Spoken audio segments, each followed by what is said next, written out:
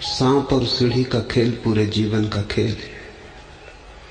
आखिरी मंजिल से भी गिर सकते हो, आखिरी कदम से भी वापस वहीं आ सकते हो जहां से शुरू किया था, और पहले कदम से भी पहुंच सकते हो।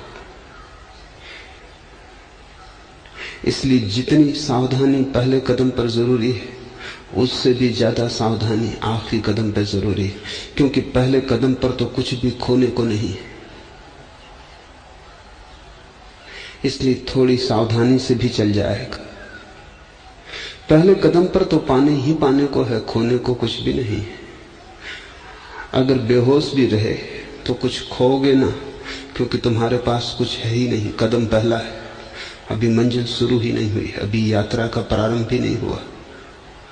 तुम हारे ही हुए हो, लेकिन आखिरी कदम पर तो बहुत होश चाहिए, प्रगाढ़ होश चाहिए, क्योंकि जरा सी चूक और सब खो जाएगा। जो बिल्कुल मिला ही मिला हुआ था, पहुंचने की ही करीब थे, जो हाथ के पास ही आ गया था, जिस पे मुट्ठी बंद ही जाती क्षण भर में, वो चूक जा सकता है। जैसे खतरे पहली कदम के हैं, वैसे ही खतरे और उससे भी बड़े खतरे आखिरी कदम के। कल मैंने तुमसे पहले कदम के खतरों की बात कही। पहला खतरा तो यह है कि तुम टालते हो, कल उठाएंगे, परसों उठाएंगे, स्थगित करते हो। पोस्टपोनमेंट पहले कदम का बड़े से बड़ा खतरा है। आशा भर करते हो उठाएंगे, धीरे धीरे आशा करना भी एक आदत हो जाती है, फिर तुम रोज ही टालते जाते हो, टालना तुम्हारा ढंग हो जाता है, फिर पहला कदम कभी नहीं उठता। और जिसका पहला ही नहीं उठा, उसके अंतिम उठने का तो सवाल नहीं। दूसरा खतरा है पहले कदम का कि जब तुम उठाते भी हो कदम, तब तुम संघर्ष में उतर जाते हो। तुम यात्रा में बहते नहीं, तैरने लगते हो। तुम एक तरह की लड़ाई शुरू कर देते हो, जैसे कोई दुश्मनी है, जैसे प्रकृति मित्र नहीं शत्रु है। तब तुम एक एक चीज से लड़ने लगते हो। पहले स्थगित करके रुके थे, अब लड़ाई के कारण रुक जाते हो। लड़ाई से कोई कभी पहुंचा नहीं, कोई है ही नहीं जिससे लड़ो। अपना ही आपा है, अपना ही विस्तार है। लड़ना किससे है? लड़ने योग्य कोई दूसरा मौजूद होता तो ठीक था। तो जब भी तुम लड़ोगे, एकांत में अपनी ही छाया से, परछाई से लड़ोगे। तुम अपनी शक्ति व्यय करोगे। इस तरह जीतोगे किसे? वहां छाया है, जीत भी गए तो हाथ कुछ न लगेगा, और हार गए तो बुरी होगी हार, आत्मविश्वास खो जाएगा। दो खतरे हैं, स्थगन और संघर्ष। दोनों से खतरे से बचने का उपाय है, जो करना हो उसे एक क्षण भी टालना मत। यही क्षण है वो जब उसे कर लेना, कल कभी आता नहीं। बस वर्तमान अकेला अस्तित्व है, और इस क्षण से तुम क्षण भर को भी हटे, कहीं तुमने और आशा बांधी कि तुम भटके। और जब कदम उठाओ तो तुम्हारा कदम अस्तित्व के साथ सहयोग का कदम हो, समर्पण का, विरोध का नहीं, संघर्ष का नहीं। क्योंकि जिन्होंने भी जाना है, उन्होंने बह के जाना है नदी की धार के साथ। तैर के, धार के विपरीत तैर के किसी ने कभी नहीं जाना। वो जो धार के विपरीत तैरना चाहता है, अहंकार, वही तो बाधा है। जब तुम बहते हो तब कोई अहंकार निर्मित नहीं होता है, क्योंकि तुम कुछ कर ही नहीं रहे हो। इसलिए लाओसे का बड़ा जोर निष्क्रियता पर है, क्योंकि निष्क्रियता में अहंकार के बनने की कोई संभावना नहीं रह जाती। जरा सा कर्म और अहंकार बनता है। मैंने किया, मैंने जीता, मैंने पाया, मेरा चरित्र, मेरा ज्ञान, मेरा त्याग, मेरा धन, सबसे मैं निर्मित होता है। कुछ किया ही नहीं, न चरित्र करके पाया, न ज्ञान करके पाया। निष्क्रियता में हुआ उद्भूत चरित्र, निष्क्रियता में फला ज्ञान, निष्क्रियता में फैला प्रकाश। तुम्हारा किया कुछ ना हुआ, अनकिए सब हुआ। फिर कैसा अहंकार? समर्पण निष्क्रियता है, संघर्ष कर्म है। ये दो खतरे हैं प्रथम चरण के। अंतिम चरण के भी दो खतरे, उन्हें भी हम समझ लें, फिर सूत्र में प्रवेश आसान हो जाए। अंतिम चरण का पहला खतरा तो यह है, जो कि वे सभी लोग जानते हैं जिन्होंने कभी भी पैदल कोई यात्रा की हो, और ये यात्रा पैदल यात्रा है, कोई यान नहीं है परमात्मा तक जाने के लिए। तुम्हें अपने दो छोटे पैरों पर ही सारा भरोसा रखना है। अगर तुमने कभी भी कोई पैदल यात्रा की है, तुम बद्री केदार गए हो, तुम कोई तीर्थ पर गए हो, हज गए हो, या ऐसे ही कभी तुम किसी पहाड़ पर सूर्योदय का दर्शन करने गए हो, तो तुम्हें पता होगा जब मंजिल करीब आ जाती तभी थकान सबसे ज्यादा मालूम होती। जब तक दूर होती तब तक तो तुम आशा के बंधे चलते रहते हो, अपने को किसी तरह खींचते रहते हो कि बस थोड़ी दूर और, बस थोड़ी दूर और, समझाए रखते हो कि 4 कदम और चल लो पहुंच जाओगे। लेकिन जब मंजिल बिल्कुल सामने आ जाती तो मंदिर के द्वार पर पहुंच जाते, तब तुम सुस्ताने बैठ जाते हो कि अब तो कोई भय ना रहा, मंजिल आ ही गई। साधारण यात्रा में तो कोई खतरा नहीं है, क्योंकि तुम सुस्ताओ मंदिर की सीढ़ी पर बैठ के तो मंदिर दूर नहीं हो जाए। लेकिन उस परम यात्रा में खतरा है, क्योंकि वो कोई स्थिर मंदिर नहीं है। वो जो मंदिर है परम सत्य का, वो कोई जड़ वस्तु नहीं है कि कहीं रखी है। वो तो तुम्हारी भाव दशाओं पर निर्भर है, उसकी दूरी और फासला। जब तक तुम चलते रहते हो वो पास है, जैसे ही तुम ठहरते हो वो दूर हो गया। जब तक तुम बहते रहते हो वो पास है, जैसे ही तुम सुस्ताते हो वो दूर हो गया।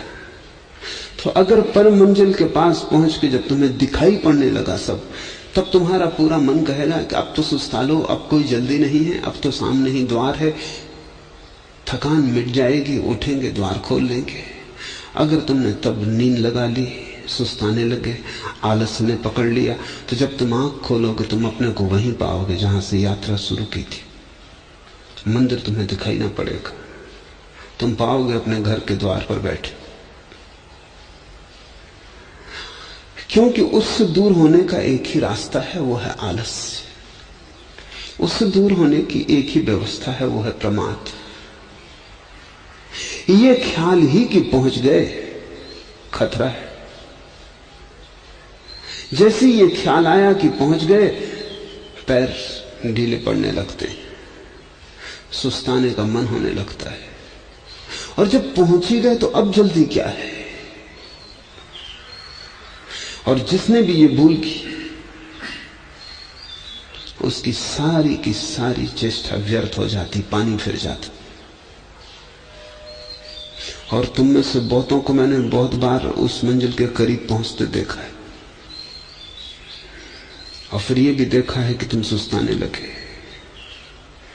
और फिर ये भी देखा है कि तुम वापस अपने घर के द्वार पर खड़े हो। आखिरी कदम किसी भी क्षण पहला कदम बन सकता है, जैसे कि पहला कदम आखिरी बन सकता है।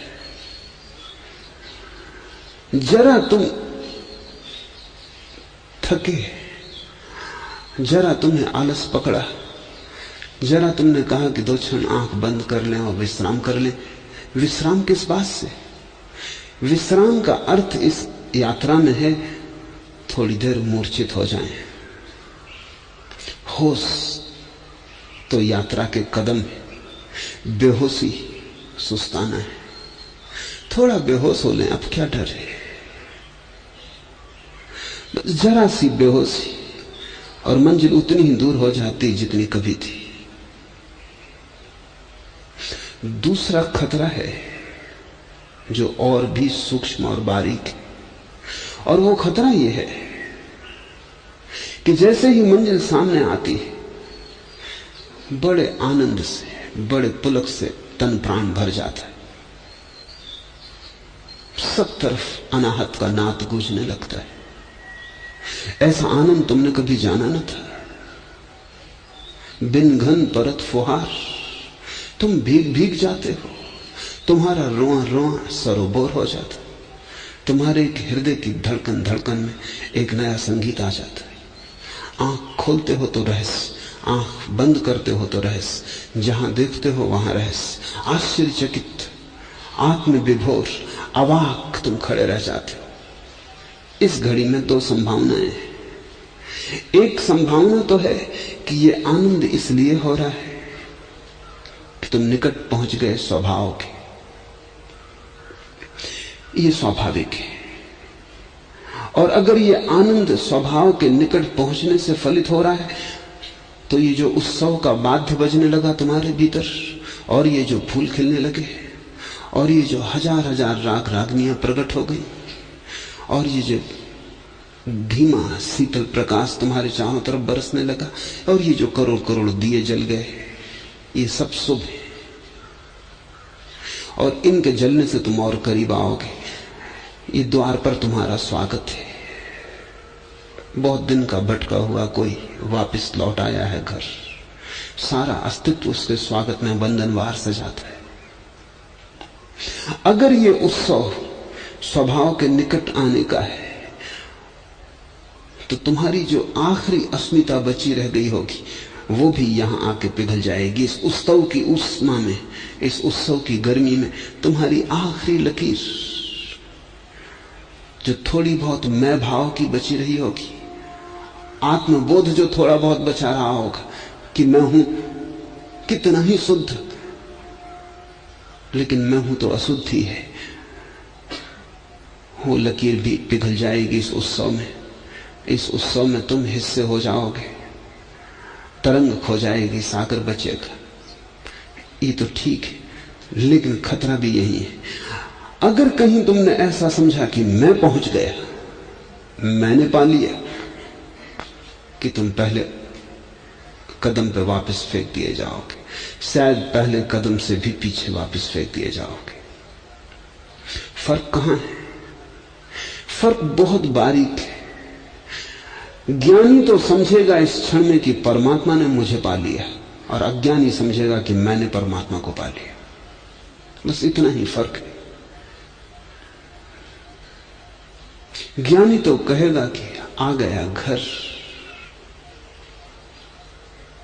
लीन होता हूं, अब डूबता हूं। अब अज्ञानी समझेगा पा लिया आखिरी भी, अब पाने को कुछ न बचा, अब मेरा अहंकार अंतिम शिखर पर है। ज्ञानी तो पिघल जाएगा क्योंकि परमात्मा ने मुझे पा लिया, उसकी अनुकंपा, उसका प्रसाद। जैसे छोटा बच्चा मां की गोद में सिर रख के खो जाएगा, ऐसे ज्ञानी खो जाएगा। अज्ञानी अकड़ के खड़ा हो जाएगा और कहेगा कि मैंने परमात्मा को भी पा लिया, जो बड़े बड़े खोजी न पा सके। जहां बड़े बड़े भटक गए, वहां भी मैं जीत गया। अहंकार अपनी आखिरी भबक से उठेगा और एक क्षण में तुम आखिरी शिखर से उतर आओगे, आखिरी गर्त में। और दोनों एक जैसे लगते हैं। एम्फेसिस, जोर का फर्क है। ज्ञानी कहता है परमात्मा ने पा लिया मुझे, जोर परमात्मा पर है।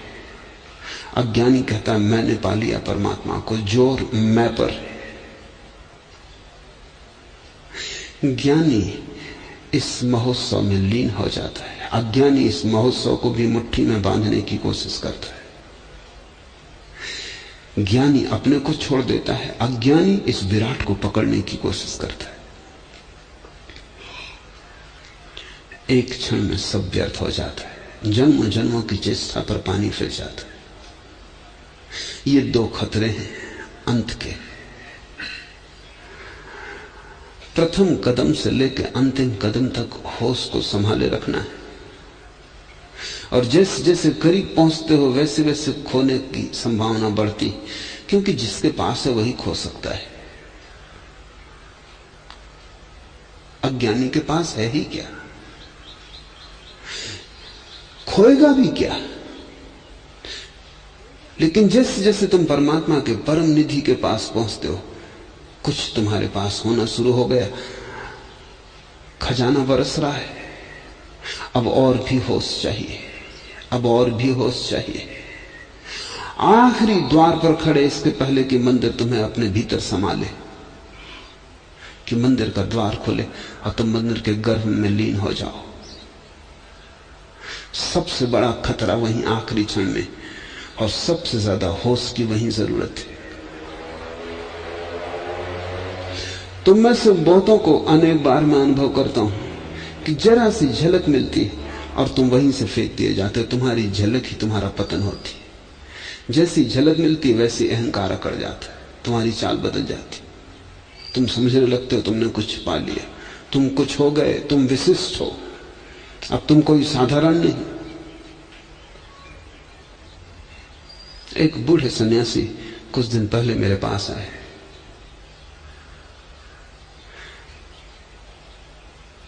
कुछ भी पाने को नहीं है अभी, ऐसी छोटी छोटी मन की सूक्ष्मताओं की झलकें मिली कि कभी शांत बैठे हैं तो प्रकाश दिखाई पड़ गया है, कि कभी शांत बैठे तो भीतर ऊर्जा का उठता हुआ स्तंभ दिखाई पड़ गया है।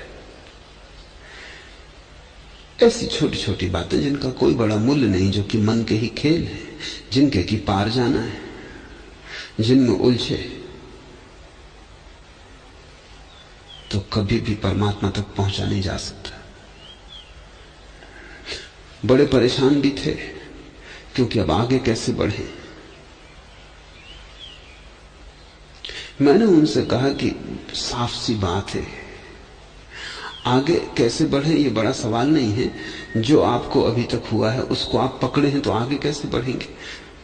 जिससे कोई आदमी रास्ते के किनारे लगे एक वृक्ष को पकड़ ले, फिर पूछे कि अब आगे कैसे बढ़े, इसमें क्या मामला है। इस वृक्ष को छोड़ो, इसको पकड़े हो तो आगे कैसे जाओगे। छोड़ के ही कोई आगे जाता है। एक सीढ़ी छोड़ो तो दूसरी सीढ़ी पे पैर पड़ता है, सीढ़ी पकड़ लो तो आगे पैर पड़ना बंद हो जाता है। अब वो अकड़े हुए, वो कहते हैं उनकी कुंडली जग गई। वो अकड़ बता रही है कि वो जो छोटे छोटे अनुभव हुए पकड़ लिए गए।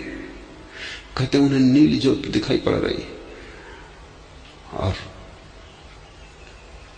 मुझसे पूछने आए थे कि मैं अब कौन सी अवस्था में हूं। मैंने उनसे कहा कि ये पूछो ही मत, क्योंकि दो ही अवस्थाएं, ज्ञानी की और अज्ञानी की, तीसरी कोई अवस्था नहीं। और तीसरी अगर बनाई तो वो अज्ञानी का ही उपद्रव होगा। दो ही अवस्थाएं, या तो उसकी जो पहुंच गया या उसकी जो अभी नहीं पहुंचा है। और जो नहीं पहुंचा है उसने अगर कोई अवस्था बना ली मध्य की, तो उसी अवस्था को पकड़ लेगा। पकड़ने के कारण पहुंचना मुश्किल हो जाएगा। अवस्था बनाओ मत, अभी तो दो में से तय कर लो। तुम ही कहो कि इन दो में से तुम्हारी कौन सी अवस्था है। अज्ञानी की कहने में उनको बड़ी कठिनाई हुई। अगर वो कह सकते कि अज्ञानी की, आखिरी मंजिल का खतरा अलग हो जाता, यात्रा शुरू हो जाती। उन्होंने कहा कुछ कुछ ज्ञानी की। मैं पूरा ज्ञानी तो मैं नहीं हूं। कभी सुना है अधूरा ज्ञान? कभी सुना है कि ज्ञान की कोई डिग्री होती, कि अभी 50% हो गया, अब 60% हो गया, अब 70% हो गया? कभी सुना है कि ये बुद्ध 10%, ये बुद्ध 20%, ये बुद्ध 70% और ये बिल्कुल खालिस 24 कैरेट? बुद्धत्व की कोई अवस्थाएं नहीं। बुद्धत्व या अबुद्धत्व। लेकिन मन अबुद्धत्व पे तो राजी नहीं होता, और मन ये भी जानता है कि बुद्धत्व का तो दावा कैसे करें, क्योंकि अगर बुद्धत्व का दावा करना है तो मेरे पास पूछने क्या आए, बात खत्म हो गई। दूसरे तुम्हारे पास पूछने आएंगे, तुम क्यों मेरे पास पूछने आए? ये भी नहीं कह सकते कि मैं बुद्ध हो गया हूं, वो तो हुए भी नहीं, अन्यथा कोई जरूरत ही ना था कहीं जाने की। और ये कहने में मन सा कुछ आता है कि मैं अज्ञानी हूं, यही खतरा है। जब तक परम ज्ञान ना हो जाए तब तक तुम अज्ञान को ही अपनी अवस्था समझना, और इंच भर भी तरकीबें मत निकालना कि हाँ कई तरह के अज्ञानी हैं, कुछ मुझसे नीचे हैं। कोई अज्ञानी तुमसे नीचे नहीं है और तुम किसी अज्ञानी से ऊंचे नहीं हो। अज्ञानी यानी अज्ञानी। कुछ अज्ञानी धन में खोए होंगे, कुछ अज्ञानी धर्म में खोए हैं, किन्हीं ने तिजोरियां भर ली हैं, किन्हों ने त्याग कर लिया है, किन्हीं के पास सिक्के चांदी के हैं, किन्हीं के पास सिक्के त्याग के हैं, किन्हीं ने उपवास खाते बहियों से भर रखे, त्याग व्रत, और किन्हीं ने कुछ और कूड़ा कबाड़ इकट्ठा कर लिया है। कोई बाहर की रोशनी के लिए दीवाने हैं, किन्हीं ने भीतर की रोशनी को पकड़ रखा है, लेकिन सब अज्ञानी है। बाहर और भीतर से कोई फर्क नहीं पड़ता। ज्ञान की घड़ी के पहले तक, आखिरी क्षण तक तुम अपने को अज्ञानी ही समझना। अगर आखिरी क्षण को आने देना हो, जब तक कि तुम मंदिर में बुला ही ना लिए जाओ भीतर, तब तक तुम अज्ञानी ही बना रहना, तब तक तुम याचक ही रहना, तब तक भिक्षा पात्र को फेंक मत देना, तब तक तुम अपने को विनम्र ही रखना, तब तक जरा भी अहंकार को निर्मित मत होने देना। अगर इस अहंकार को तुम रास्ते पर निर्मित होने दिए तो आखिरी क्षण में यही अहंकार तुम्हें डुबाएगा। यही सांप है जो तुम्हें आखिरी क्षण से ले जाएगा और वापस पहुंचा देगा जहां उसकी पूंछ है। इसे तुम पहले ही क्षण से स्मरण रखना। धर्म को संपदा मत बनाना और अनुभवों को इकट्ठा मत करना। कहना कि सब राह के किनारे की बातें हैं, घटती हैं, सामान्य हैं, उन पर ज्यादा ध्यान मत देना, उनका विचार भी मत करना, उनके साथ अकड़ को मत जोड़ना। अगर तुम पहले से ही होशपूर्वक चले और अंतिम क्षण तक अपने को अज्ञानी ही जाना, तो तुम्हें आखिरी मंजिल के कदम से कोई भी वापस न भेज सकेगा। अब हम लाओ से कुछ सूत्र को समझने की कोशिश करें। जो कर्म करता है वह बिगाड़ देता है, और जो पकड़ता है उसकी पकड़ से चीज फिसल जाती। ये बड़ी गहन बातें हैं, और ऐसे ही अगर ऊपर ऊपर से सुनी तो तुम्हारे समझ में ना आएगी, तब ये पहेली जैसी लगेंगी। ये बिल्कुल सीधी साफ है, पहेली कुछ भी नहीं है। अगर तुम समझने को बुद्धि से मत जोड़ो तो ये बिल्कुल आसान है, ये सीधे सीधे सूत्र है। अगर बुद्धि से जोड़ो तो कठिनाई बढ़ जाती है। कोई भी चीज को बुद्धि से जोड़ो वो पहेली हो जाती। उसका कारण क्योंकि बुद्धि एक आयामी है, वो एक दिशा में देखती है। अगर वो दक्षिण में देखती है तो दक्षिण की तरफ देखती है। तुमने सुना होगा शिकारियों से कि जंगल में खतरनाक जानवर होता है गैंडा। वो अगर किसी पे हमला करे तो उससे डरने की कोई जरूरत नहीं, जरा सा जिस तरफ वो आ रहा है उससे हट के खड़े हो जाना जरूरी, क्योंकि वो एक आयामी है, वो सीधे ही चला जाता है। अगर तुम उसके रास्ते पे ना पड़े तो वो देख ही नहीं सकता, उसकी गर्दन नहीं मुड़ती, उसकी गर्दन बड़ी मोटी। बुद्धि की गर्दन भी गैंडे जैसी है, एक आयामी है। तुम्हें जरा ही बच के खड़े तुम हो गए तो गैंडा देख ही नहीं सकता। उसके लिए बस एक ही दिशा है, जिस तरफ वो जा रहा है उसकी दिशा पे जो पड़ जाए बस वही है, बाकी जो उसकी दिशा पे ना पड़े वो नहीं है। बुद्धि एक आयामी है, वो एक तरफ जाती है। जैसे बुद्धि कहती है अगर किसी चीज को पकड़ना है तो जोर से पकड़ो, नहीं तो छूट जाएगी। बात साफ है कि अगर किसी चीज को पकड़ना है तो जोर से पकड़ो, नहीं तो छूट जाएगी। ये एक आयाम हुआ। इसमें एक विपरीत आयाम भी है, वो बुद्धि को पता नहीं कि अगर बहुत जोर से पकड़ोगे तो हाथ थक जाएगा। जितने जोर से पकड़ोगे उतने जल्दी थक जाएगा, और जब हाथ थक जाएगा तब छोड़े बिना कोई रास्ता न रह जाएगा, तब तुम्हें छोड़ना ही पड़ेगा। तो लाओस से बुद्धि से बिल्कुल भिन्न आयाम की बात कर रहा है। वो कह रहा है अगर बहुत जोर से पकड़ा तो छोड़ना पड़ेगा, क्योंकि पकड़ की एक सीमा है। तुम कभी गौर करो, मुट्ठी बांधो जोर से और बांधते चले जाओ, बांधते चले जाओ, जितनी तुम में ताकत हो पूरी लगा दो। तब तुम एक अनूठा अनुभव करोगे। जब सब ताकत चुक जाएगी, तुम पाओगे तुम्हारे बिना कुछ किए मुट्ठी खुल रही। तुम खोल नहीं रहे, क्योंकि अब तो खोलने की भी ताकत नहीं है, वो भी तुमने बांधने में लगा दी थी। कभी करके प्रयोग देखो कि बांधते जाओ मुट्ठी को, बांधते जाओ, सारी ताकत लगा दो मुट्ठी पर, और जरा भी खुलने का उपाय मत दो। थोड़े ही क्षणों में तुम थक जाओगे और तुम पाओगे शिथिल होती जा रही मुट्ठी, उंगलियां अपने आप खुल गई, अब तुम्हारा कोई बस नहीं।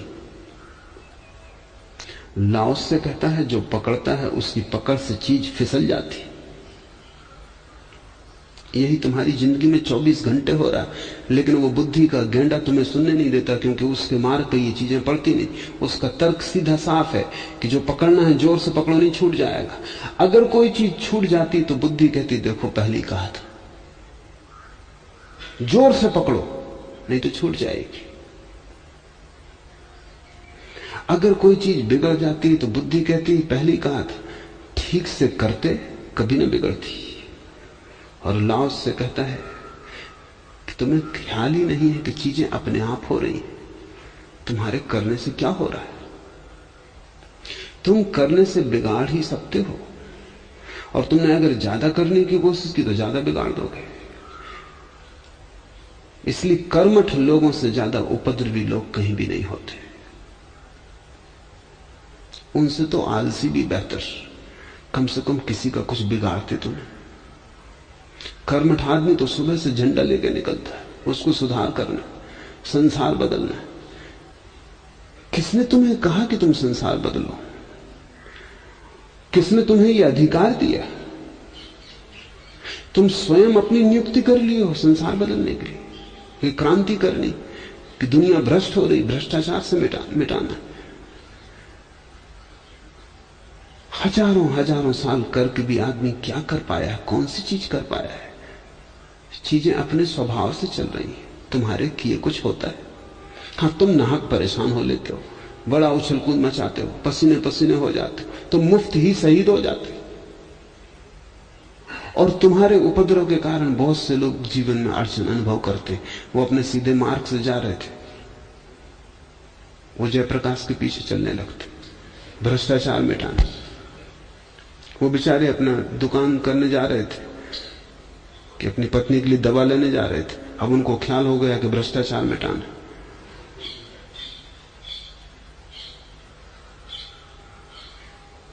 अगर दुनिया से क्रांतिकारी विदा हो जाए, दुनिया में बड़ी शांति हो जाए।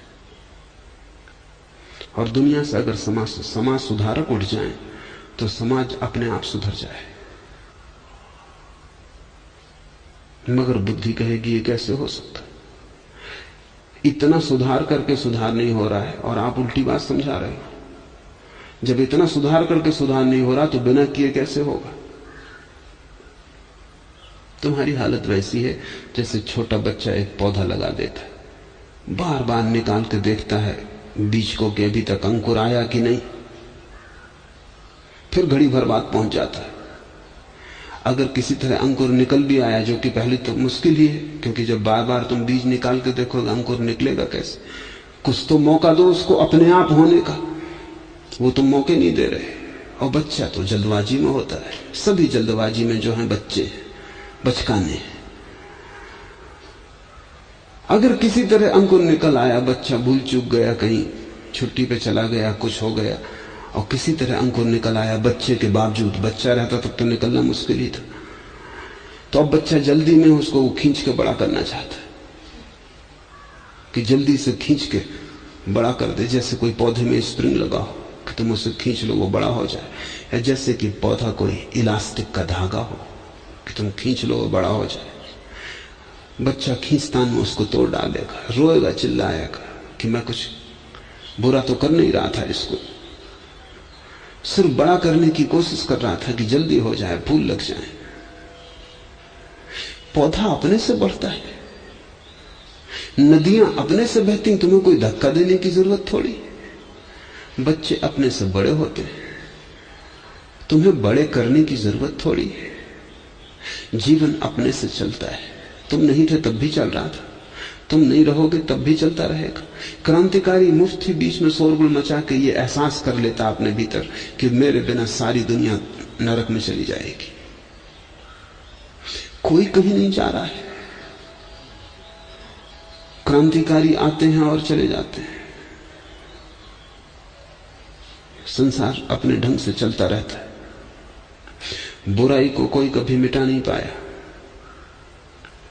क्योंकि बुराई भलाई का आनुषांगिक अंग है। रावण को कोई कभी मिटा नहीं पाया, क्योंकि रामलीला ही मिट जाए, रावण के साथ चलती है। ज्ञानी देखता है इस सत्य को कि चीजें अपने से होती हैं। कबीर ने कहा, अन्न किए सब होए। तुम करने की व्यर्थ झंझावात में मत पड़ जाना। और जो सत्य है बाहर के संबंध में, वही सत्य भीतर के संबंध में भी। लोग मेरे पास आते हैं, वो कहते हैं काम वासना को कैसे विजय करें, क्या करें, ब्रह्मचर्य को कैसे लाएं। मैं उनसे पूछता हूं, काम वासना को तुम लाए थे? हम तो नहीं लाए। जिसको तुम नहीं लाए उसको तुम मिटा कैसे सकोगे?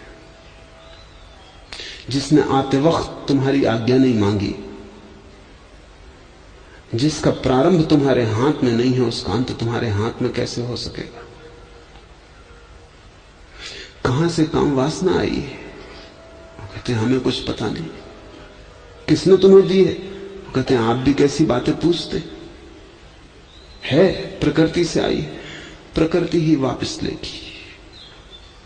जहां से चीजें आती हैं वही वापस जाती, जिसके किए आती हैं उसके किए वापस लौट जाती। तुम क्यों बीच में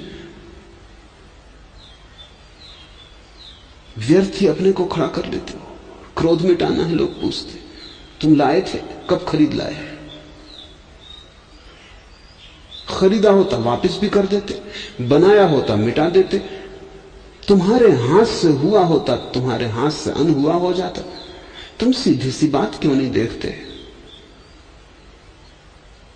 तुम क्यों व्यर्थ ही दाल भात में मूसर चंद?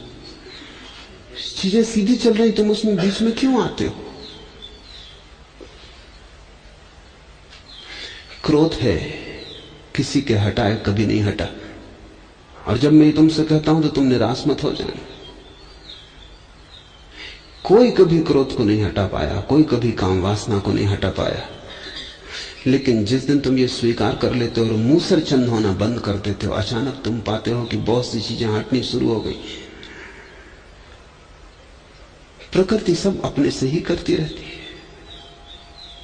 जिस दिन तुम इतने शांत हो जाते हो और ये समझ लेते हो कि मेरा होना, मेरा करना किसी भी मूल्य का नहीं, उसी दिन तुम्हारा अहंकार मिट जाता है। उसी दिन तुम कहां रहे? जिस दिन तुमने इस सत्य को समझ लिया कि सब हो रहा है,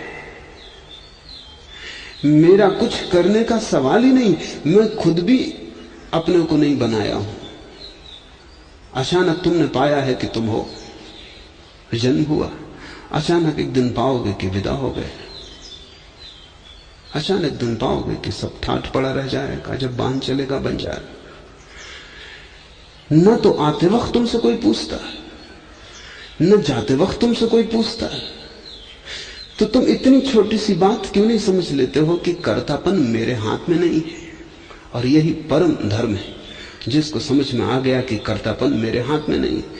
इसी परम धर्म को लाने के लिए कई प्रयोग किए गए हैं। भाग्य का सिद्धांत सिर्फ एक प्रयोग है इसी को लाने के लिए कि सब भाग्य से हो रहा है। कृष्ण ने अर्जुन से यही गीता में कहा कि तू सब कर्म परमात्मा पे छोड़ दे, वो जो करवाए तू कर, तू अपने को बीच में मत ला। कृष्ण की पूरी शिक्षा यही है कि तू मूसरचंद मत बन।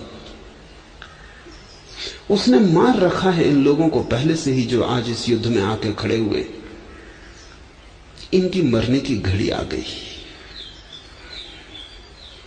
उसका खेल तू बीच में मत आ। तू ज्यादा से ज्यादा निमित्त है।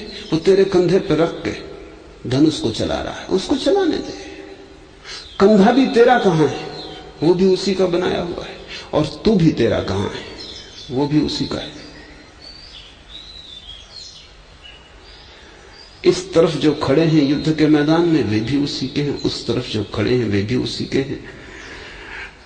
कथा भी उसी की लिखी है, खेल भी उसी का है, मंच भी उसी का है, नाटक के पात्र सब उसी के हैं। और उसने ही इस तरफ एक तरह की शक्लें बना रखी हैं और उस तरफ दूसरी तरह की शक्लें बना रखी हैं। तू बीच में मत आ। सारे जगत के धर्म का सार यह है कि तुम्हें एक बात समझ में आ जाए कि तुम्हारे किए कुछ नहीं होता, और फिर सब होना शुरू हो जाता है। और फिर जो कुछ भी होता है वही तृप्ति देता है, क्योंकि जब मेरे करने का कोई सवाल नहीं तो कैसा विषाद, कैसी हार, कैसी सफलता, कैसी असफलता। जब वही कर रहा है तो वही हारे, वही सफल हो, वही असफल हो, वो जाने, हिसाब किताब वो रखे। अगर सभी धागे उसी के हैं और हम उसके धागों में लटकी कठपुतलियों के भांति हैं तो फिर क्या प्रयोजन है? भूल चूक उसकी, प्रशंसा निंदा उसकी। हम अपने को बिल्कुल अलग ही कर लेते, और जैसे जैसे ये समझ गहन होती वैसे वैसे अहंकार छोटा होता जाता है। जिस दिन ये बात पूरी दिखाई पड़ जाती है कि अपना कुछ भी नहीं, हम भी अपने नहीं, उसी दिन अहंकार विसर्जित हो जाता है। और बिना अहंकार के ना काम हो सकता है, ना क्रोध हो सकता है। बिना अहंकार के ना लोभ हो सकता है, ना मोह हो सकता है। बिना अहंकार के ना गृहस्थी है, ना साधुता है। बिना अहंकार के न बुरा है, न भला है। विभाजन का मूल आधार ही टूट गया, और तब तुम्हारे लिए कुछ भी नहीं बचा। तब तुम साक्षी ही रह गए, और ये साक्षी होना ही परम मंजिल है। कर्ता होना भ्रांति है, और साक्षी होना ज्ञान है। बाहर या भीतर, समाज में या व्यक्ति में, दूसरे में या अपने में, तुम ज्यादा से ज्यादा साक्षी हो। तुम्हारी पत्नी क्रोध करती, क्या कर सकते हो? कुछ मत करो, किया कि उपद्रव बढ़ेगा, करने से और आग में घी पड़ेगा। तुम कुछ मत करो। तुम कर ही क्या सकते हो? इस पत्नी को तुमने बनाया नहीं, जिसने बनाया वो जाने।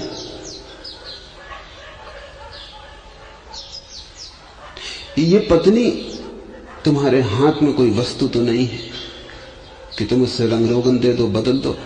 इसकी अपनी जीवन यात्रा है, और क्षण भर का खेल है कि रास्ते पे तुम दोनों मिल गए हो, कि किसी पुरोहित ने एक नाटक रचा दिया और 7 चक्कर लगवा दिए। राह पर मिल गए थे, राह पर थोड़ी देर साथ हो, अलग हो जाओगे। दोस्ती क्षण भर की है, साथ चलना क्षण भर का है। उसकी अपनी यात्रा है, तुम्हारी अपनी यात्रा है। अगर वो क्रोधित होती तो वो जाने, तुम क्या कर सकते हो? तुम सिर्फ साक्षी हो सकते हो। तुम चेष्टा मत करना उसको सुधारने की, क्योंकि मैं देखता हूं हजारों गृहस्थियां इसलिए बर्बाद हो गई हैं, हो रही कि या तो पत्नी पति को सुधार रही या पति पत्नी को सुधार रहा। और इस सुधारने के धंधे में पत्नियां बहुत ही कुशल हैं, पतियों को सुधारने में लगी। तुम न तो दूसरे को सुधारने की चेष्टा करना, क्योंकि कौन किसको सुधार पाया है। बाप भी बेटे को नहीं सुधार सकता, छोटा सा बेटा, अभी कोई भी ताकत नहीं, लेकिन उसको भी कोई सुधार नहीं सकता। सुधारा कि तुम बिगाड़ोगे। तो लाओस से कहता है जो कर्म करता है वह बिगाड़ देता है। जिस बाप ने सोचा कि बेटे को सुधारना, उसने बिगाड़ा। अच्छे बाप अनिवार्य रूप से बुरे बेटे के जन्मदाता हो जाते। जिस पत्नी ने सोचा कि सुधारना है, कि संबंध नष्ट हुआ, कलह शुरू हुई। जिस समाज ने सोचा कि सुधारना है, ये करना है, वो करना है, जिस समाज में भी सुधारक और क्रांतिकारी पैदा हो गए, वही समाज बर्बाद हो गया। दुनिया अपने से चलती है, ये नदी अपने से बहती है। तुम किनारे बैठ रहो, तुम जितना मौज ले सको ले लो। और अगर कर्ता का भाव चला जाए तो पत्नी जब क्रुद्ध होगी तब भी नाटक देखने में तुम मजा ले सकते हो, क्योंकि जब अपने हाथ में ही कुछ नहीं तो ये भाव भंगिमा भी प्यारी है। परमात्मा करवा रहा है, देखो कि भली चंगी स्त्री बुद्धिमान बर्तन तोड़ रही है, ये खेल देखो कि गीता रामायण का अर्थ करके बता देती। ज्ञान में कमी नहीं है, विश्वविद्यालय की उपाधि लिए बैठी और कैसा कृत्य कर रही। जब ऐसा हो ऊपर देख कर उसको धन्यवाद देना कि खूब मदारी है तू भी, भले चंगे लोगों से क्या क्या करवा लेती। जब पति शराब पी के घर आ जाए, ऊधम करने लगे, तब पत्नी को कहना चाहिए कि ऐसा बुद्धिमान आदमी है जिसको कोई नहीं चला सकता, जिसको कोई धोखा नहीं दे सकता, वो खुद को अपने को धोखा देता है। ऊपर देख के परमात्मा को धन्यवाद देना कि खूब खेल दिखाया। जरूर तेरा कोई राज होगा, और हम क्या कर सकते। तूने ही पिलाई है, अन्यथा ये घटता ही क्यों। जैसे जैसे समझ बढ़ती है वैसे वैसे लगता है वही एक करता है, और तब सब अहंकार लीन हो जाते। और इस अहंकार लीनता का ही ये सारा उपाय है, अलग अलग दिशाओं से। ज्ञानी बस एक ही चेष्टा कर रहे हैं कि तुम्हारा अहंकार कैसे गल जाए, तुम कैसे मिट जाओ। तब फिर सब स्वीकार है, बाहर भी भीतर भी। ऐसा भी नहीं कि तुम बाहर ही स्वीकार करोगे। यही तो लाओसे की कीमिया बड़ी अद्भुत है। लाओसे कोई साधारण साधु नहीं है,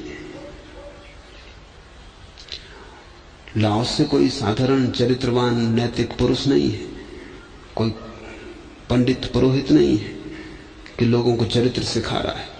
लाओसे तो लोगों को जीवन की परम दिशा दे रहा है, जहां चरित्र दुष्चरित्र किसी चीज का कोई मूल्य नहीं।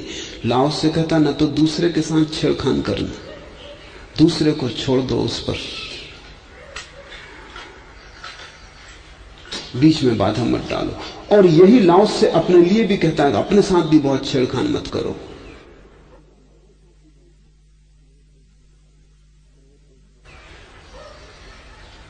क्रोध है, इसको हटाना है। कौन हो तुम हटाने वाले?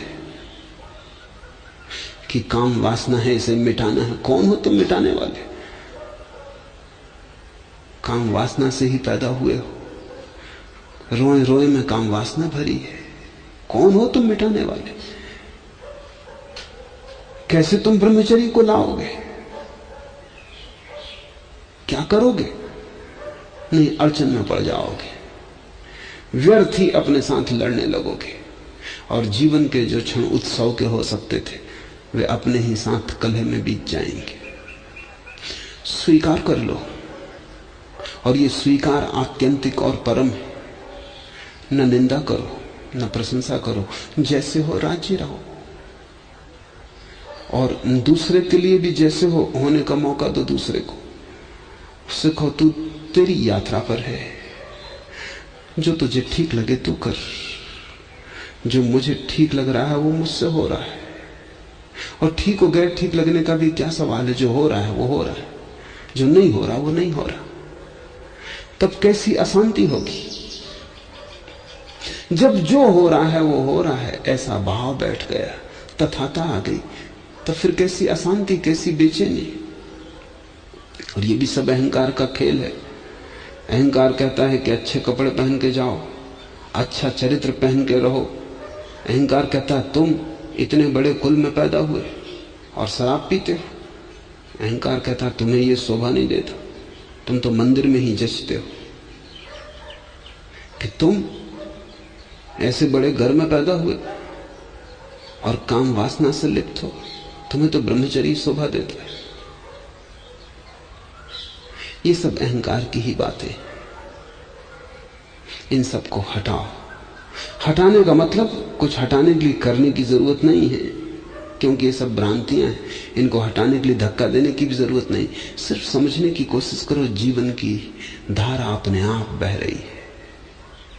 वृक्ष बड़े हो रहे हैं, फूल लग रहे हैं, आदमी में वासनाएं लग रही हैं, आकाश में तारे चल रहे हैं, सब अपने से हो रहा है। तुम नियंता नहीं हो, निमित्त हो। विराट तुमसे कुछ करा रहा है, तुम करो। क्रोध करा रहा है, क्रोध करो। वासना में डाल रहा है, वासना में गिरो। जिस दिन उठाएगा उठाना। न गिरना तुम्हारा है, न उठना तुम्हारा है। न तो गिरने में दीन बनो और न उठने में अकड़ लेना। इसे समझ लेना, क्योंकि अगर तुमने समझा कि गिरने में दीनता है, तो फिर जब तुम उठोगे तो अकड़ से भर जाओगे। तो जो वासना में दीनता समझेगा, ब्रह्मचर्य होकर अकड़ से भर जाएगा। फिर उसकी चाल ही और हो जाएगी, उसके दंभ का कोई ठिकाना नहीं। सभी कुछ उसका है, बुरा भला सभी उसी को दे दो।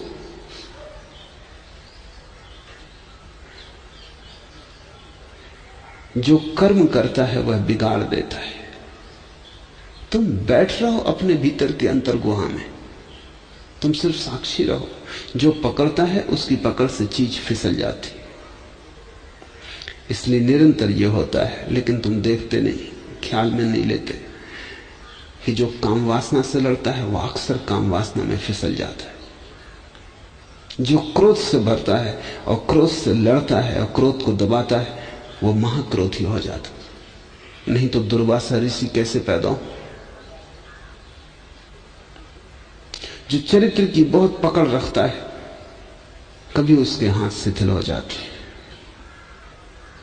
आखिर पकड़ पकड़ के कोई चीज कितनी देर पकड़े रखोगे? कभी तो हाथ को विश्राम देना पड़ेगा। तो संत को भी छुट्टी लेनी पड़ती संतत्व से। कभी तो उसको भी विश्राम करना पड़ेगा। कब तक लड़ते रहोगे? 24 घंटे तो कोई भी नहीं लड़ सकता। बड़े से बड़ा योद्धा भी थकेगा तो विश्राम में जाएगा। तो संत ब्रह्मचर्य से लड़ेगा 12 घंटे। 12 घंटे काम वासना में चित्त घूमता रहेगा। 12 घंटे भोजन न करेगा, उपवास करेगा तो 12 घंटे भोजन का चिंतन करेगा, सपने देखेगा। जो पकड़ता है उसकी पकड़ से चीज फिसल जाती है। लाओस से कहता, हम तुम्हें ऐसी कला सिखाते हैं कि तुम्हारी पकड़ से कोई चीज फिसल ही ना पाए। और वो कला यह है कि तुम पकड़ना ही मत, फिर कोई चीज फिसलेगी कैसी? तुम परिग्रह मत करना तो कोई तुमसे छीन कैसे सकेगा? किसी को तुम जबरदस्ती अपने पास रखने की कोशिश मत करना, नहीं तो जिसको तुम जबरदस्ती पास रखना चाहोगे वो दूर चला जाए। तुम पकड़ना ही मत अपने पास रखने के लिए, फिर तुमसे कोई दूर ना जा सकेगा। संत का जीवन बड़ा अतर्क है। वो बुद्धि के गेंडे की चाल नहीं। संत बहुआयामी है। वो जीवन के गहनतम को देखता है और देखता है कि बड़ी अजीब घटनाएं घटती। अगर तुमने अपने प्रेम को पकड़ बनाया, तुम्हारा प्रेम नष्ट हो जाएगा। तुमने जिससे प्रेम दिया उसे अगर तुमने स्वतंत्रता भी दी, दूर जाने की सुविधा भी दी, वो तुमसे कभी दूर न जा सकेगा। उससे हम दूर जाना ही नहीं चाहते जो हमें दूर जाने की सुविधा देता है। दूर तो हम उससे ही जाना चाहते हैं जो हमें पकड़ के पास रख लेना चाहता है, खूंटे में बांध देना चाहता है। क्योंकि हमारी चेतना स्वतंत्रता चाहती है। जो बांधता है उससे हम मुक्त होना चाहते हैं। जो हमें मुक्ति रखता है उससे मुक्त होने का क्या उपाय है? उसने हमें किसी ऐसी जंजीर से बांध लिया, ऐसी सूक्ष्म और अदृश्य जंजीर से जिससे छूटने का कोई उपाय नहीं। उसने हमें स्वतंत्रता से बांध लिया। इसलिए अगर तुम सच में ही प्रेम करते हो तो स्वतंत्रता देना, नहीं तो जिसको तुम प्रेम करोगे वही तुमसे दूर जाएगा। तुम्हारे पास अगर सच में ही कोई चीज हो तो तुम उसे दे देना, ताकि कोई तुमसे उसे छीन ना सके। तब तुम पहली दफा उसके धनी मालिक हो जाओगे। लाओस से कहता था कि जब तक तुम कुछ देते नहीं तब तक तुम उसके मालिक नहीं। तुम्हारी पकड़ ही बताती कि तुम चोर, नहीं तो पकड़ोगे क्यों? जो अपनी ही है उसको पकड़ने की क्या जरूरत? देकर ही पहली दफा तुम्हारी मालिकियत पता चलती है। ये बड़ी उल्टी बातें लगती हैं बुद्धि को, लेकिन तुम्हारा हृदय समझ सकता है और तुम्हारे जीवन के अनुभव में भी इसकी छाप जगह जगह। अगर तुम थोड़ा विमर्श करो, विचार करो, निरीक्षण करो, तुम जीवन में भी पाओगे जिसको भी तुमने पकड़ रखना चाहा वो तुमसे दूर जा चुका है। बुद्धि कहती है कि जरा जोर से पकड़ना था इसलिए दूर चला गया। अगर ठीक से कारागृह बनाया होता और कोई भी रंध्र द्वार न छोड़ा होता बाहर निकलने का तो कैसे जाता? और अगर तुमने और जोर से पकड़ा होता तो वो और जल्दी चला गया होता, क्योंकि कारागृह में कौन रहना चाहता है? जिब्रान ने कहा है अपने बच्चों को प्रेम देना लेकिन अपने सिद्धांत नहीं, प्रेम देना लेकिन अपना अनुभव नहीं, प्रेम देना लेकिन बांधना नहीं, मुक्त करना। बच्चे तुमसे आते हैं लेकिन तुम्हारे नहीं हैं, तो वे भी विराट के।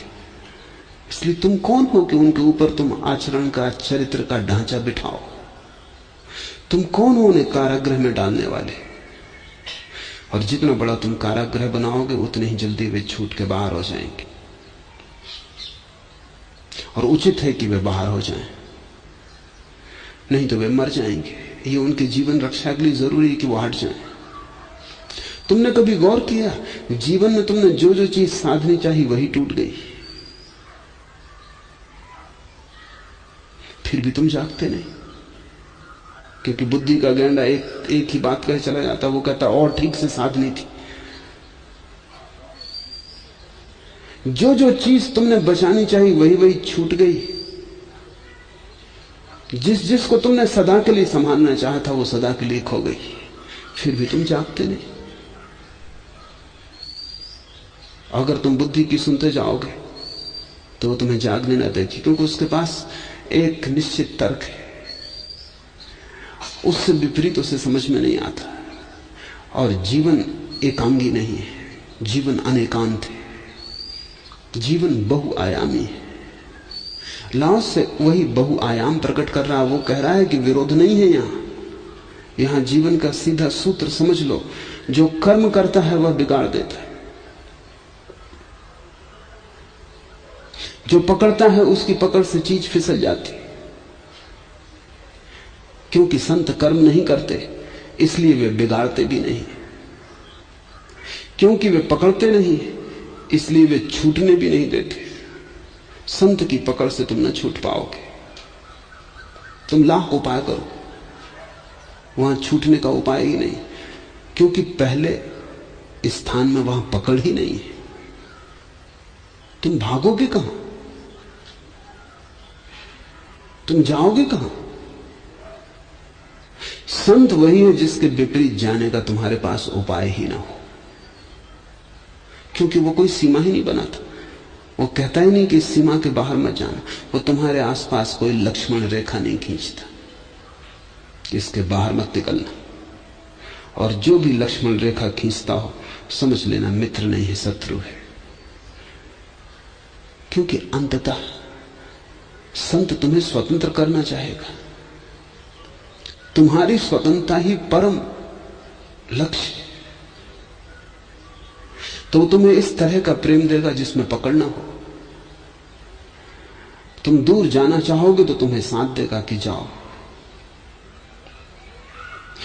तुम्हें पूरा सहयोग देगा दूर जाने में भी, और तब तुम उससे दूर न जा सकोगे। कैसे जाओगे दूर? कहां जाओगे? ऐसी कोई भी दूरी नहीं है जहां तुम उसे साथ न पाओगे, क्योंकि वो दूर जाने में तुम्हें साथ देगा। अगर मां और बाप इस राज को समझ लें कि बेटे को दूर जाने देने में साथ दें, तो सदा बेटा पास रहेगा, क्योंकि जहां भी रहेगा पास रहेगा। लेकिन माँ बाप बुद्धि को सुनते, लक्ष्मण रेखा खींचते, हर जगह निषेध खड़ा करते, बागुड़ लगाते कि कहीं बाहर मत चले जाना, और तब एक दिन वो अचानक पाते हैं कि घोंसला खाली पड़ा है, पक्षी उड़ चुके। तब वे रोते।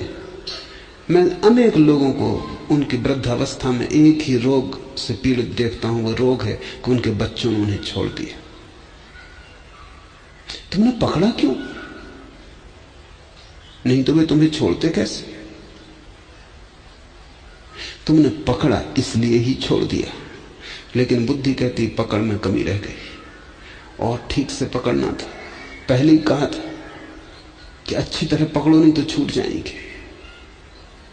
तब तुम पछताते हो और रोते हो।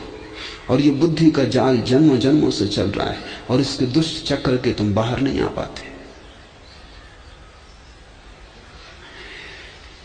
संत कर्म नहीं करते इसलिए वे बिगाड़ते भी नहीं।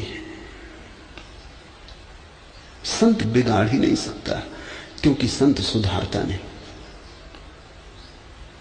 तुम्हारी सभी धारणाएं लाओसे के संत को समझने में बाधा बनेंगी, क्योंकि तुम सोचते हो संत वही है जो सुधारता है, संत वही है जो सारे संसार के उद्धार के लिए पैदा हुआ है। इससे ज्यादा झूठी कोई बात नहीं। संत किसी का उद्धार नहीं करना चाहता। उद्धार करने वाले ही तो उपद्रव खड़ा कर देते। संत तो तुम जो भी होना चाहते हो उसमें तुम्हें साथ देता है। ऐसा हुआ कोई 2 सप्ताह पहले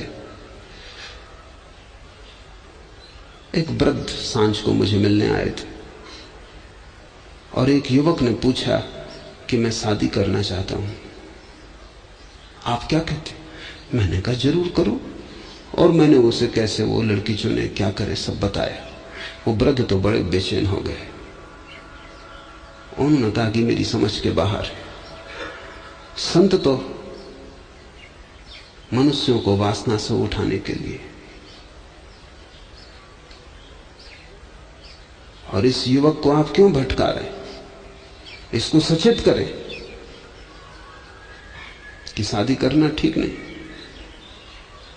और जब वो पूछने आपसे आया है और निर्णय आप पर छोड़ रहा है तो आप उसे ऐसी बात क्यों कह रहे हैं?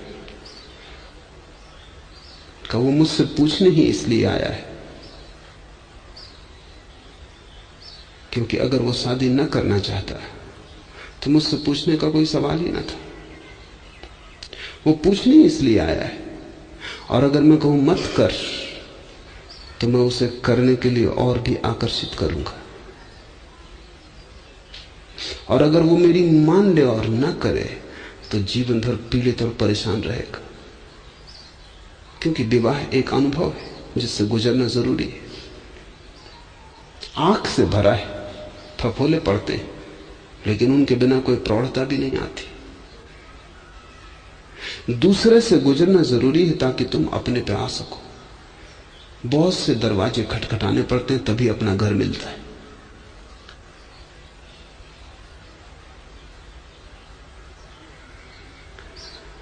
और ये अभी बूढ़ा नहीं है, आप बूढ़े हैं। आप उस अनुभव से गुजर चुके हैं। आपको उसकी जलन याद है। आप दूध के जले हैं, आप छाछ भी फूंक फूंक के पी रहे हैं। इसको भी जलने दें। तो मेरा कुल काम इतना है कि मैं इसको वो सब कहूं जिससे इतना न जल जाए कि लौटने का उपाय न रहे। जले, अनुभव से गुजरे, लेकिन जीता हुआ वापस लौट आए, नष्ट ना हो जाए उस अनुभव में। बस इतना ही मेरा काम है। ये जो भी करना चाहता है उसमें मैं से सहयोग दूं। अगर चोर भी मुझसे पूछने आए कि मैं कैसे चोरी करूं तो मैं उसे सम्यक चोरी का रास्ता बताऊंगा।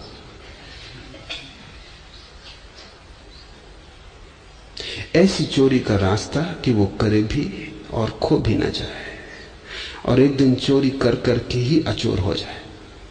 एक दिन चोरी के अनुभव से ही ऊपर उठे। कमल कीचड़ से ऊपर उठता है, अचोरी चोरी से ऊपर उठता है। ब्रह्मचर्य का फूल काम वासना की कीचड़ में ही खिलता है, और जो कीचड़ से ही वंचित हो गया उसमें फिर फूल कभी ना खिल सकेगा। और मैं कौन हूं इसको रोकने वाला? जो जहां जाना चाहता है मैं तो उसे दिया दे दूंगा, बेशर्त कि जहां भी जाए दिए की रोशनी पड़ती रहे। चोरी करने जाए तो दिया दे दूंगा कि चोरी पर रोशनी पड़े, रास्ता अंधेरा ना हो। काम वासना में जाए तो दिया दे दूंगा, रोशनी रहे रास्ते पर। क्योंकि असली सवाल यही है कि तुम जो भी करो अगर होश और रोशनी से करो तो तुम्हें कुछ भी बांध ना सकेगा। एक ना एक दिन रोशनी तुम्हें सब नरकों के बाहर ले आएगी। इसलिए सवाल यह नहीं है कि तुम क्या मत करो, सवाल यह है कि बस होश पूर्वक करो। संत सुधारते नहीं, इसलिए वो बिगाड़ते भी नहीं, और जो सुधारने की कोशिश में लगे हैं वो बिगाड़ने के मूल आधार है। और जितना ही तुम्हारे तथाकथित साधु जो संत नहीं है, जो खुद भी किसी दूसरे के द्वारा सुधारे गए यानी गहरे में बिगाड़े गए, जो खुद अपने अनुभव से तिरे नहीं हैं, फूल नहीं बने, जो उधार है, जो किसी सुधारक के चक्कर में पड़ गए और किसी ने जिन्हें सुधार कर रख दिया है, बस ऊपर ऊपर उनका सुधारापन है, भीतर भीतर सब कचरा इकट्ठा है। ये लोग दूसरों को सुधारने में लगे। एक बात ध्यान रखना, जिस बीमारी से तुम परेशान होते हो तुम उसे फैलाने में लगते हो, संक्रामक हो जाती। इन्होंने काम वासना को दबा लिया, इन्होंने ब्रह्मचर्य की कसम ले ली, ये पूंछ कटा बैठे। अब ये तुम्हारी पूंछ पे इनकी नजर है, और जब तक तुम्हारी ना काट दें तब तक इनको चैन नहीं है। क्योंकि तुम्हारी भी पूंछ कट जाए तो तुम भी इन्हीं के पूंछ कटे समाज के हिस्से हो जाते हो, फिर तुम भी दूसरों की काटने में लग जाओगे। तुमने उस लोमड़ी की कहानी पढ़ी ना जो पूंछ कटा बैठी थी? किसी गुरु के चक्कर में पड़ गई। गुरु तो सभी जगह हैं, मनुष्यों में भी हैं, लोमड़ियों में भी हैं। वो किसी और गुरु से कटा चुके थे, तो उसने कहा कि जब तक पूंछ न कटाओ तब तक ज्ञान उपलब्ध नहीं होता, और कष्ट से तो गुजरना ही पड़ता है, तपस्या करनी ही पड़ती। बिना त्याग किए कहीं कुछ मिला है? और पूंछ को छोड़ो, पूंछ में है भी क्या? व्यर्थ ही लटकी है, किसी काम की भी नहीं है। और हम देखो इसी को कटा के ज्ञान को उपलब्ध हुए, हमारे गुरु भी इसी को कटा के ज्ञान को उपलब्ध हुए थे, और ऐसा सदा से चला है। बातों में पड़ गई लोमड़ी, पूंछ कटा बैठी। कटते ही उसे समझ में आया मिला तो कुछ नहीं, पूंछ पर कट गई। अब दो ही उपाय रहे, या तो वो साफ साफ कह दे और लोमड़ियों को कि मत कटाना, लेकिन तब अपने अहंकार को बचाने का कोई उपाय न रहा। लोग हंसेंगे, लोमड़ियां हंसेंगी और कहेंगी ये पूंछ कटा बैठी। गुरु से उसने कहा मिला तो कुछ नहीं। गुरु ने कहा हमको क्या कुछ मिला है।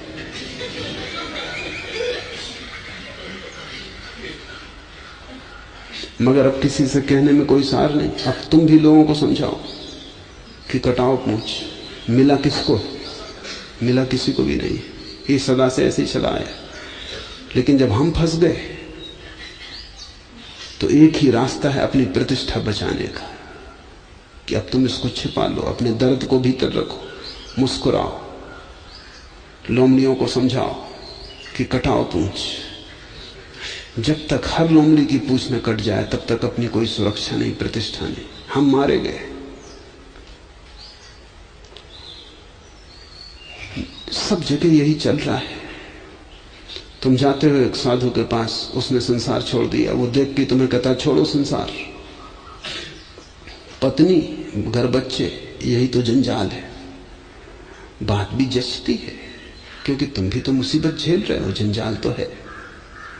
और यह आदमी शांत बैठा है, तुम्हें पता नहीं कि इनकी पूंछ कट गई, और यह आदमी भीतर बड़ा परेशान है। इसके मन में गृहस्थी के ही विचार उठते हैं। ये बार बार स्त्री के संबंध में सोचता है, बार बार अपने को समझाता है कि अब ठीक नहीं, प्रतिष्ठा के विपरीत है, पीछे लौटना। लोग हंसेंगे, जग हंसाई होगी, लोग कहेंगे भ्रष्ट हो गए। तुम मौका भी नहीं देते कि कोई आदमी की पूंछ कट जाए और वो वापस आए तो तुम उसे स्वीकार भी ना करोगे। एक जैन साधु मुझसे पूछने आए थे, तो मैंने उनसे यही कहा कि जो सत्य है उसको छिपाने की कोई जरूरत नहीं। अगर तुम्हें कुछ भी नहीं मिला इस सब उपवास, त्याग, ढोंग, उपद्रव से, छोड़ दो। उन्होंने कहा छोड़ तो दें, लेकिन अभी जो लोग मेरे पैर छूते हैं वो मुझे जूते मारेंगे, वो कहेंगे भ्रष्ट हो गए। बड़ा मजेदार दुनिया है। मैंने इस ईमानदार आदमी को अगर ये कहते कि मुझे कुछ नहीं मिला, तो लोग कहेंगे तुम्हें नहीं मिला क्योंकि तुम पापी हो, तुमने ठीक से प्रयास नहीं किया। कहीं ऐसा हो सकता है कि इतने दिन से और इतने पूछकट्टे लोग और किसी को ना मिला हो? सदा से जो चली आ रही सनातन जो धर्म है, उसमें तुम ही एक ज्ञानी पैदा हुए, तुम्हारे पाप कर्मों का बाधा पड़ रही है, तुम ही गड़बड़ हो, लोग ये कहेंगे। तो मैंने कहा तुम करते क्या? मैं भी वही समझा रहा हूं लोगों को जिसमें मुझे कुछ नहीं मिला। रोज दिन भर समझाता हूं, रात भर सिर ठोकता हूं कि क्या मामला हो गया। और ये भी मैं जानता हूं कि इनको समझा के मैं ज्यादा से ज्यादा यही करवा सकता हूं जो मैंने किया है।